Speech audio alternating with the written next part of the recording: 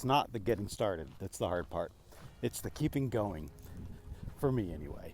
How many times have you started something, a weight loss journey, a project, writing a book, learning to play an instrument, whatever, but it gets to a point where it's like, God, this is hard. And then you give yourself a day off, and then the day off turns into a week, and pretty soon you're not doing that thing anymore. It's something that you started with great intentions, but it just kind of faded away like so many other things.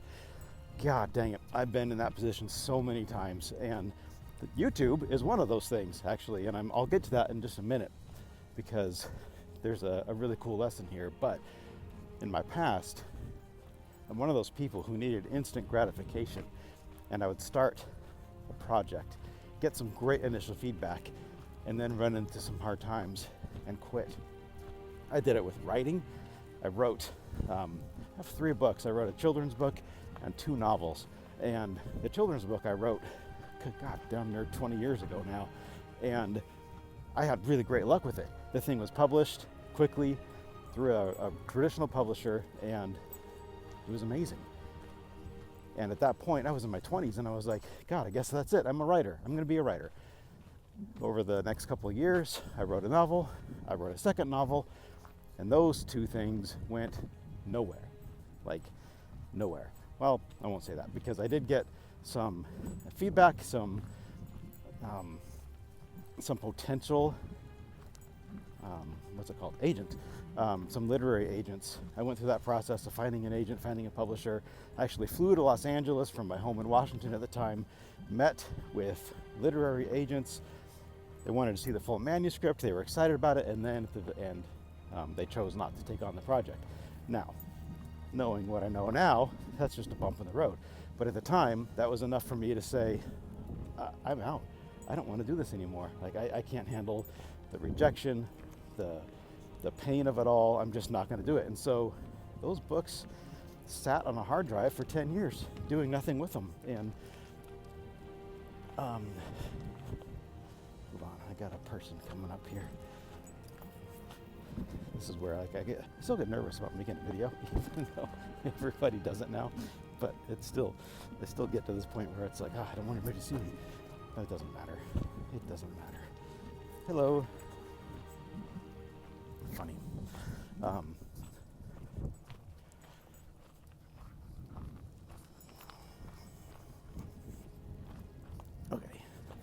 Okay, so these books are an example. I quit. I quit writing back then, and I didn't do it for a good 10, 15 years.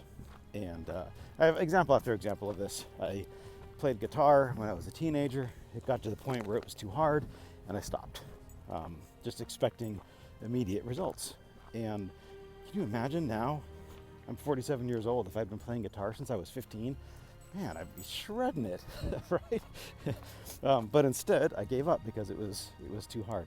So I've done that with podcast ideas. I've done it with writing. I've done it with books. I've done it with guitar. I've even done it with careers. Like, I just expected that things should go easy, and that I didn't understand the idea of playing the long game. And then, this was back in, it must have been November of 2023, sitting on the beach, and had this amazing conversation with one of the most important people in my life. And this conversation was like, hey, you've been in radio, you've been in marketing, you're a writer, like, why don't you use that stuff?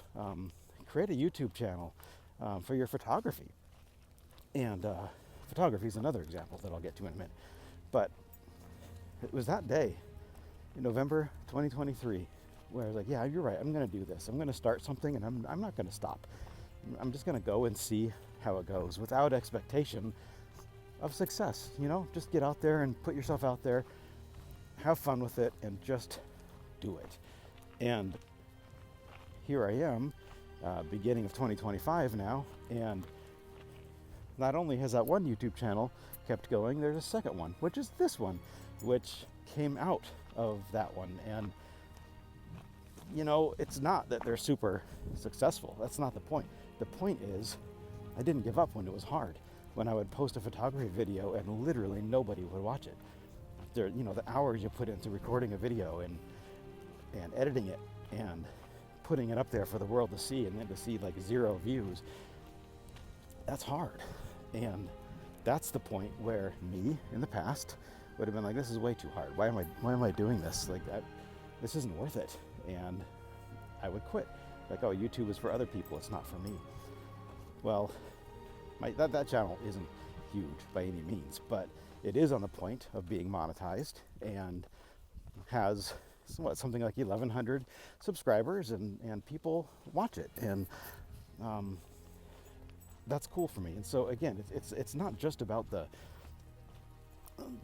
fact that it's paying off for me. It's the fact that I have continued to do it and not give up on it. So good morning. So photography is another one. I started my photography journey, I don't know, 3-4 years ago.